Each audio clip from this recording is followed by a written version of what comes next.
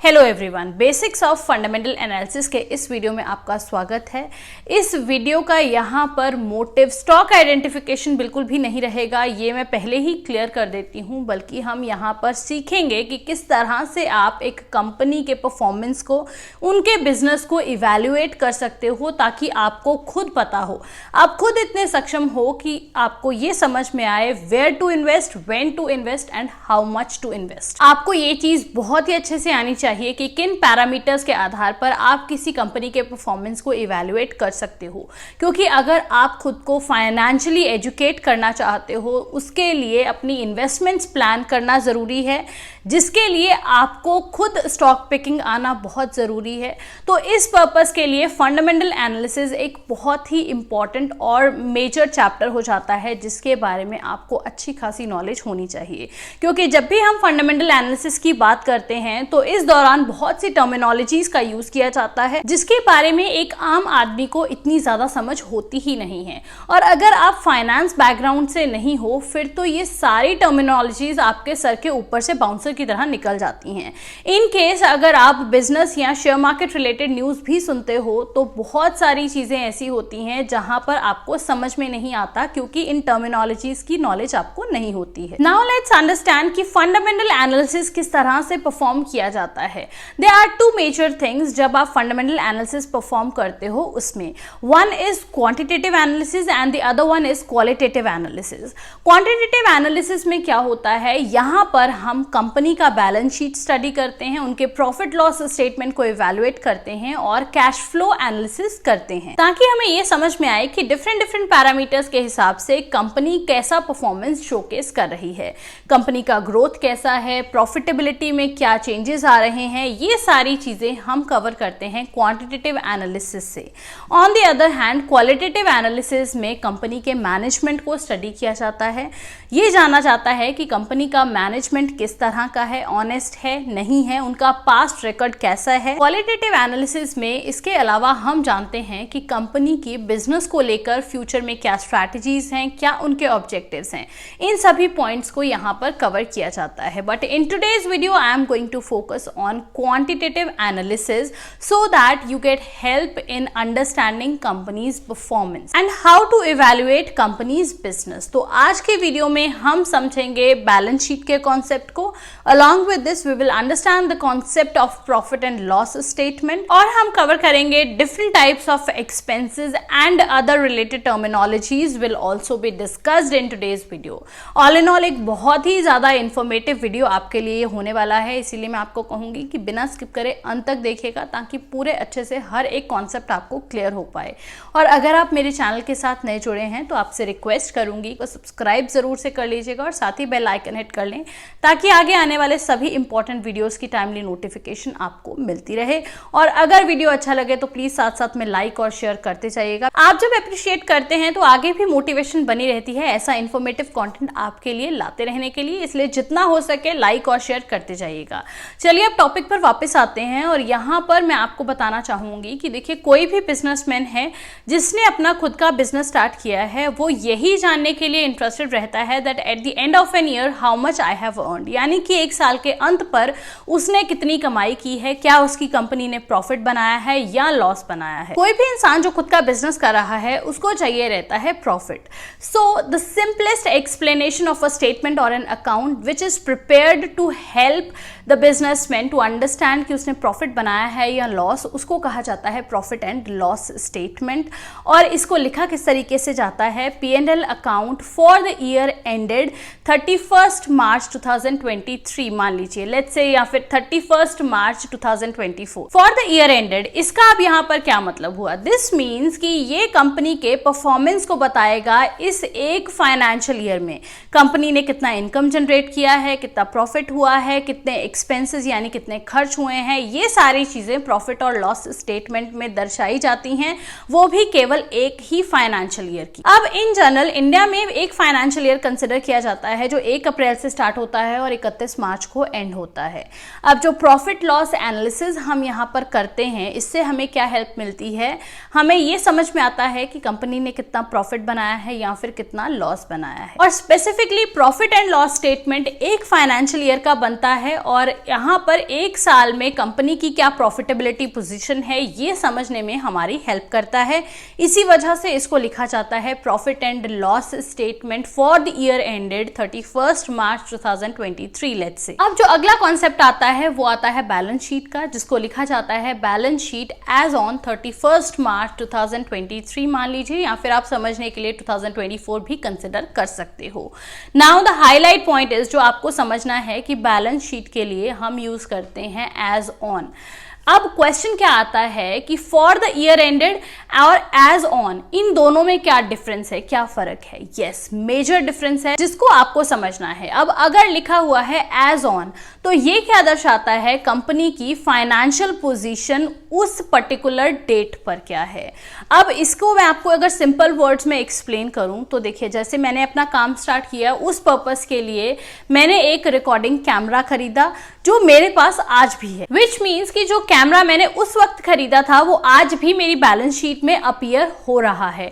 तो इससे हमें क्या समझ में आया कि बैलेंस शीट किसी भी कंपनी या फिर किसी भी बिजनेसमैन की क्यूमुलेटिव पोजीशन दर्शाती है from the day he started till today. कितने उसने एसेट्स बनाए हैं, कितनी लायबिलिटीज हैं, ये सारी चीजें उसकी बैलेंस शीट में शोकेस होती हैं। अब यहाँ पर दो टर्मिनोलॉजीज और आ गई, एक है एसेट्स और एक है लायबिलिटीज। अब आप पूछोगे कि ये क्या है, तो मैं सिंपल वर्ड्स में अगर आपको एक्सप्लेन करूं, एसेट्स का मतलब क्या हुआ कि जो भी चीज आपकी है आप उसे ओन करते हो। मान लीजिए इस तरह से कि कोई आईटी कंपनी है, उनके खुद के पीसीज हैं काम करने के लिए, तो वो उनके एसेट्स में काउंट किए जाएंगे। एंड लायबिलिटी इज जो चीज आप किसी को ओ करते हो, OWE करना, यानी कि जो एक आईटी कंपनी है उन्होंने खुद के पीसी खरीदे तो वो उनके एसेट्स में काउंट किए जाएंगे। और अगर बिजनेस को चलाने के लिए वो कंपनी किसी भी तरीके का लोन बैंक से लेती है तो वो उस कंपनी की लायबिलिटी हो जाएगी, क्योंकि ये जो लोन है ये कंपनी को बैंक को रीपे करना पड़ेगा। अब कोई भी चीज जो आपकी है वो आपके एसेट्स में काउंट की जाएगी, और कोई भी चीज आपको जो रीपे करनी है या आप किसी को ओ करते हो वो आपकी लायबिलिटी हो जाएगी। और एसेट्स और लायबिलिटीज, इन दोनों टर्मिनोलॉजीज को आई होप आप समझ चुके होंगे, और जो भी स्टेटमेंट इन दोनों चीजों को दर्शाती है उसको हम बोलते हैं बैलेंस शीट। जो बिजनेसमैन ने डे 1 से लेकर अभी तक जितना भी कमाया है वो उसकी बैलेंस शीट में देखने को मिलेगा। पिछले 2 साल, 4 साल, 5 साल, उसमें कंपनी ने जितनी भी कमाई की है वो सारी उसकी बैलेंस शीट से हम स्टडी कर पाएंगे। वहीं अगर मैं प्रॉफिट लॉस स्टेटमेंट की बात करूं तो वो केवल एक फाइनेंशियल ईयर का ही डेटा दर्शाती है। इस एक फाइनेंशियल ईयर में कंपनी का फाइनेंशियल परफॉर्मेंस कैसा है वो उसके प्रॉफिट लॉस स्टेटमेंट से हम स्टडी कर सकते हैं। अब यहाँ पर इन दोनों स्टेटमेंट्स में बहुत बड़ा मेजर डिफरेंस है जिसको आपको समझना जरूरी है। यहाँ तक मैं उम्मीद करती हूं कि कॉन्सेप्ट्स आपको क्लियर हो रहे होंगे। अगर ऐसा है तो प्लीज वीडियो को लाइक शेयर करते जाइएगा और चैनल को सब्सक्राइब जरूर से कर लीजिएगा अगर आप नए जुड़े हैं तो। टॉपिक पर मैं वापस आऊं, अब कोई भी बिजनेस है अगर वो कमाई कर रहा है, वो इनकम जनरेट कर रहा है, तो डेफिनेटली उसके कुछ ना कुछ खर्चे यानी कि कुछ ना कुछ एक्सपेंसेस भी होंगे। अब एक होटल बिजनेस की अगर हम बात करते हैं तो आप खुद सोचकर बताइए कि एक होटल कहां कहां से इनकम जनरेट करता है। नंबर 1, अगर वो अकोमोडेशन फैसिलिटी दे रहे हैं यानी कि रूम रेंट पर दे रहे हैं तो वहां से उनका एक इनकम सोर्स बन जाता है। सेकेंड इज रेस्टोरेंट, यानी कि अगर वो फूड सर्व कर रहे हैं तो उससे भी वो इनकम जनरेट कर रहे हैं। अब जाहिर सी बात है कि अगर कोई भी बिजनेस है जो इनकम जनरेट कर रहा है तो वहां पर कुछ ना कुछ खर्चे, कुछ ना कुछ एक्सपेंसेस डेफिनेटली होंगे। तो इस होटल बिजनेस की जैसे हम बात कर रहे हैं तो यहां पर आप खुद सोचिए कौन कौन से एक्सपेंसेस हो सकते हैं। मेरे हिसाब से नंबर 1 इज जो भी फूड आइटम्स वो खरीद रहे हैं यानी कि रॉ मटेरियल पे जो कॉस्ट आती है। अब वो रॉ वेजिटेबल्स खरीदेंगे तभी वो खाना बनाकर सर्व कर पाएंगे। सेकेंड इज जो होटल स्टाफ है उनकी सैलरी, ये भी एक बड़ा एक्सपेंस रहता है बिजनेस में। बाकी देखा जाए तो उनको फर्नीचर की भी रिक्वायरमेंट होती है, यूटिलिटी बिल्स हो जाते हैं, अप्लायंसेस की कॉस्ट आ जाती है। ये जितने भी खर्चे होते हैं इनको हम काउंट करते हैं बिजनेस एक्सपेंसेस में। बेसिकली ये जितने भी खर्च, ये जितने भी एक्सपेंसेस मैंने आपको यहाँ पर गिनवाए हैं इनको हम 2 टाइप्स में क्लासिफाई कर सकते हैं। 1 is capital expense and the second is revenue expense. Simple words में मैं अगर इस कॉन्सेप्ट को ब्रेक डाउन करते हुए आपको एक्सप्लेन करूं तो कोई भी एक्सपेंडिचर जिसका बेनिफिट बैलेंस शीट डेट के पहले खत्म हो जाता है उसको हम काउंट करते हैं रेवेन्यू एक्सपेंसेस में, और जिस एक्सपेंडिचर का जो बेनिफिट है वो आपको बैलेंस शीट डेट के बियॉन्ड भी मिलता रहे उसको बोला जाता है कैपिटल एक्सपेंस। बट हाउ, अब जैसे हम होटल बिजनेस की बात कर रहे हैं तो आप ऐसा मान के चलिए कि एक नया पीस ऑफ फर्नीचर उन्होंने खरीदा, एक चेयर और टेबल मान लीजिए खरीदा, उसका पर्पस क्या है? अब कस्टमर आएगा, वहां पर बैठेगा, खाना खाएगा। ऐसा तो नहीं है कि एक बार कस्टमर ने टेबल चेयर यूज किया और वो टूट गया। उसका बेनिफिट मिलता रहेगा बियॉन्ड बैलेंस शीट डेट। जो भी उसका लाभ है टेबल और चेयर का वो उनको बैलेंस शीट डेट के बाद भी मिलता रहेगा। एक और इसकी उदाहरण में अगर आपको दूं तो एसी हो गया जो होटल में लगा रहता है, उसका क्या बेनिफिट 31 मार्च तक ही खत्म हो जाएगा? नहीं, सालों साल वो होटल एसी को यूज कर सकता है। 31 मार्च जो भी वो ईयर है उसके बियॉन्ड भी उसका फायदा, उसका लाभ उस होटल को मिलता रहेगा। तो इस तरह का कोई भी एक्सपेंडिचर जिसका लाभ या फिर बेनिफिट बैलेंस शीट डेट के बियॉन्ड भी मिलता रहे उसको हम बोलते हैं कैपिटल एक्सपेंडिचर, और ये कंपनी के लिए एक एसेट की तरह काम करता है, यानी कि इस कारण ये उसकी बैलेंस शीट में हमें देखने को मिल जाता है। On the other hand food items पे जो एक्सपेंडिचर किया जाता है, यानी कि सब्जियां खरीदने में हो गया या फिर डेयरी प्रोडक्ट बाय करने में हो गया, ये जो बेनिफिट यहां से मिलता है ये एग्जॉस्ट हो जाता है विद इन फ्यू डेज, क्योंकि यहां पर क्या होता है जो भी इनका बेनिफिट होता है वो कंज्यूम हो जाता है सब्जियां खरीदने के कुछ ही दिन बाद। इसीलिए इस तरह के एक्सपेंडिचर्स को हम बोलते हैं revenue expenditure, because benefit of these get consumed before the balance sheet date, that is 31 March. अब जैसे एक और मैं आपको बताऊं, इलेक्ट्रिसिटी बिल्स हो गए। अगर आप एक महीने का इलेक्ट्रिसिटी बिल भरोगे उसके बाद ही आपको उसका बेनिफिट मिलेगा, आप एक महीने के लिए और बिजली यूज कर पाओगे, और अगर आप बिल पे नहीं करते हो तो वो आपकी जो सर्विस है वो कट कर दी जाएगी। If you will pay only then you will get the benefit. ऐसा नहीं है कि आप एक महीने का बिजली का बिल भरो और आप कहो कि अगले 1 से 2 साल के लिए आपको इलेक्ट्रिसिटी यूज करने को मिलेगी। उसका जो बेनिफिट है वो एग्जॉस्ट हो जाएगा, वो कंज्यूम हो जाएगा before the balance sheet date. Same case staff के साथ भी है। अगर आप उन्हें सैलरी पे करोगे तो वो आपके लिए काम करेंगे। ऐसा नहीं है कि आप उन्हें 1 महीने की सैलरी दो और ये सोचो कि अगले 6 महीने के लिए वो आपके लिए काम करेंगे।